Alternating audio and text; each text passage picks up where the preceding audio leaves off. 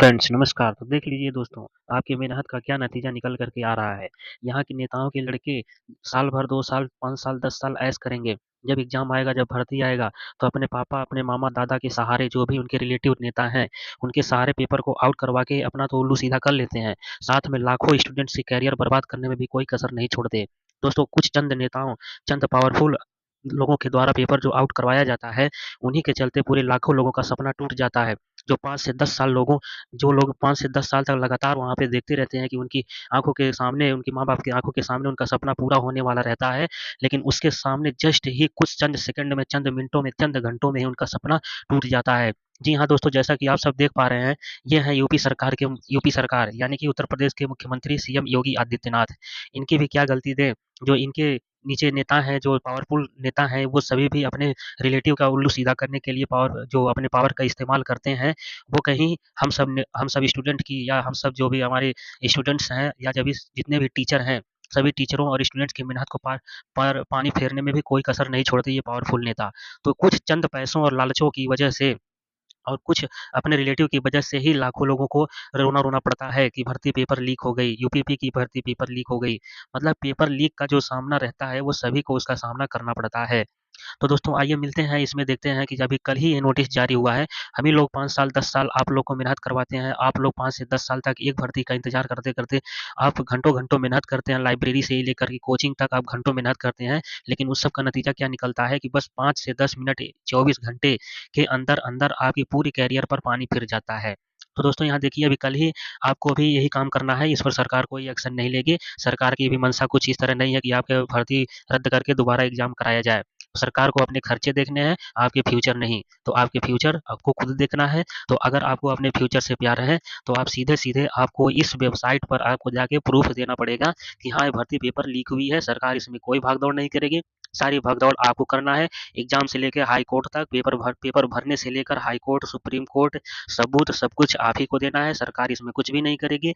तो दोस्तों देखते हैं यहाँ पे पुलिस भर्ती जब लीक हुआ, तो पेपर लीक के दावों पर आप देख सकते हैं यहाँ पे जो पेपर लीक का दावा हुआ है, इसमें बोला गया है कि इसमें सबूत जो देना है, वो आपको सर जो गवर्नमेंट यूपीपी आयोग है, उस आयोग पर आपको प्रूफ देना है। उस आयोग के ज़रिए आपको बताना है कि यहाँ पेपर भर्ती लीक हुआ है, भर्ती का पेपर लीक हुआ है, और कैसे लीक हुआ है, सारा प्रूफ आपको यहाँ पे देना है। तो चलिए अभी हम चलते हैं नेक्स्ट पेज पर, देखते हैं कि इसमें क्या-क्या आयोग ने जाँच की समिति के लिए और क्या-क्या प्रूफ के लिए इसमें वेबसाइट दिए हैं। तो चलिए देखते हैं इसमें।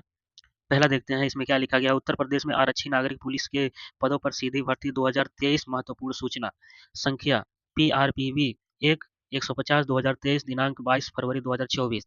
इसमें लिखा गया है उत्तर प्रदेश पुलिस में आरक्षी नागरिक पुलिस के पदों पर सीधी भर्ती 2023 की दिनांक 17/2/2024 एवं 18/2/2024 को आयोजित लिखित परीक्षा के संबंध में विभिन्न विभिन्न सोशल मीडिया प्लेटफॉर्म एवं प्रिंट मीडिया में कुछ प्रश्न पत्रों के संबंध में सूचनाएं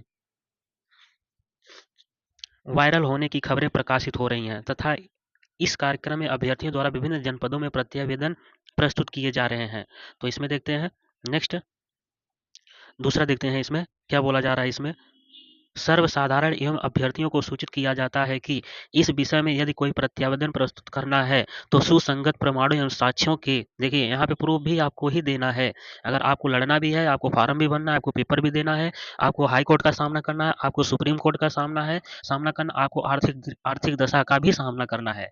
तो यहाँ पे जिसमें आपका नाम लिखा हो, पता लिखा हो, मोबाइल नंबर लिखा हो एवं आधार नंबर अंकित हो, ईमेल आईडी board@uppy, यहाँ पे जो साइट दी गई है, यहाँ पे board@uppbpp.gov.in पर दिनांक 23 यानी कि 23/2/2024 सायं 6 बजे तक आपको प्रत्येक दशा में प्रेषित करना सुनिश्चित करें, ताकि प्रेषित प्रत्यावेदन प्रमाण साक्ष्यों का अवलोकन कर परीक्षण करने के उपरांत निर्णय लेते हुए अभ्यर्थियों के हित में अग्रतर कार्यवाही की जा सके।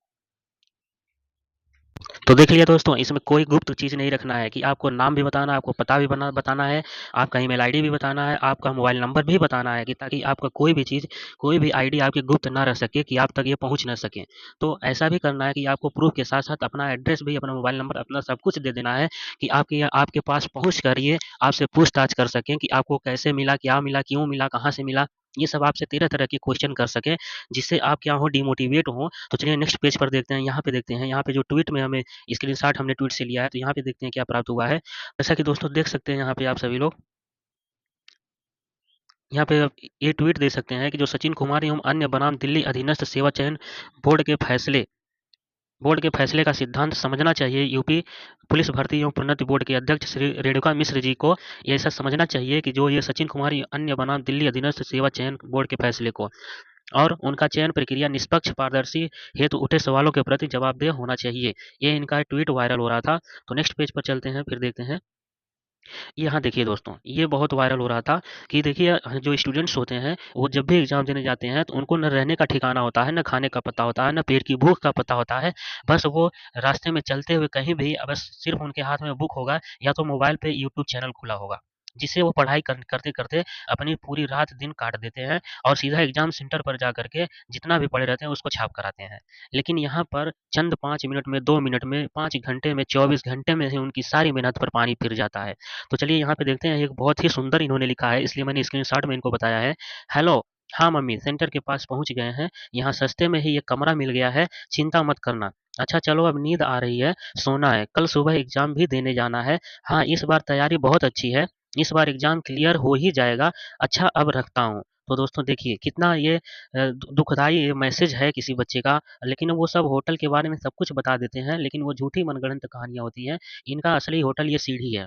तो वहाँ पे अभ्यर्थियों का असली जो होटल होता है, वो सीढ़ी होता है, या तो प्लेटफ़ॉर्म होता है, या तो बस स्टैंड होता है, या तो सड़क का कोई फुटपाथ होता है। तो वहाँ पे देख सकते हैं आप लोग, कई प्रकार से जो अभ्यर्थी होते हैं, किसी तरह अपनी नींद को वहाँ पे काटते रहते हैं और किसी तरह रात को काटते हैं, कोई बैठ करके, कोई और जो उनका खाना होता है, वो ठेले पर कुछ भी बिकता है, जो ठेले पर साल महीने भर से नहीं बिका होता है, वो 1 दिन में बिक जाता है। तो सोचिए ये अभ्यर्थियों को कितना कष्टदायी दिन गुज़ारना पड़ता है, लेकिन सरकार के अंडर में जो पावरफुल नेता हैं, वो कुछ अपने रिलेटिव, अपने बच्चों के लिए, अपने रिलेटिव के लिए, अपने पहचान वालों के लिए पेपर को आउट करा करके सारे अभ्यर्थियों की उम्मीदों पर पानी फेर देते हैं। तो इनको कौन समझाए, बस यही है कि अपनी भर्ती अपनी वोट के दम पर हमें हर चीज़ हासिल करना पड़ेगा। तो हमें किसी की चापलूसी नहीं करनी है, हमें अपनी और अपनी किस्मत और अपने जो भाग्य है उनके साथ लड़ना है। तो हमें अपनी किस्मत खुद बदलनी पड़ेगी, हमें किसी के पीछे दौड़कर नहीं और किसी की चापलूसी करने से कुछ नहीं होगा, हमें अपने दम पर अपनी भर्ती देखनी हो पड़ेगी।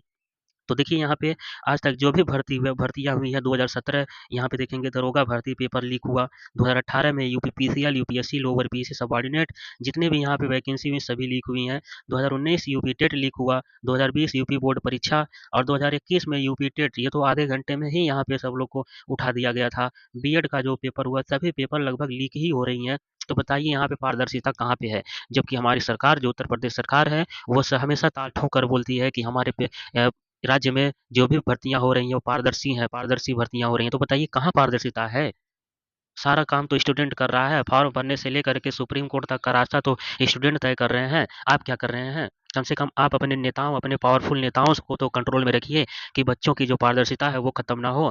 जो टीचर जो मेहनत कर रहे हैं, जो यहाँ पे स्टूडेंट्स मेहनत कर रहे हैं, वो क्या करें? 5 साल 10 साल पे पंचवर्षीय 10 वर्षीय योजनाओं पर तो आपकी भर्ती आती है। उसमें भी जो पारदर्शिता न होने की वजह से लाखों स्टूडेंट्स का सपना टूट जाता है। तो जो आस-पास के पास पड़ोस के जो ताने-बाने सुनते हैं, उनका सपना तो आपने 1 मिनट में चकनाचूर कर दिया।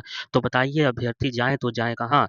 तो यहाँ पे देखिए सालवर गैंग ने 5 महिला अभ्यर्थियों से भी की थी डील। तो इस तरह से जो आपकी गवर्नमेंट है, आपके सामने है। तो चलिए दोस्तों, मेहनत करते रहिए, अब क्या भी किया जा सकता है। और यहाँ पे सरकार की मंशा भी नहीं दिख रही है कि दोबारा एग्ज़ाम कराया जाए। तो चलिए दोस्तों, मेहनत करते रहिए, मिलते हैं नेक्स्ट वीडियो में। और चैनल पर नए हैं तो तुरंत सब्सक्राइब करके जुड़ जाएँ। मिलते हैं नेक्स्ट वीडियो में, तब तक के लिए धन्यवाद।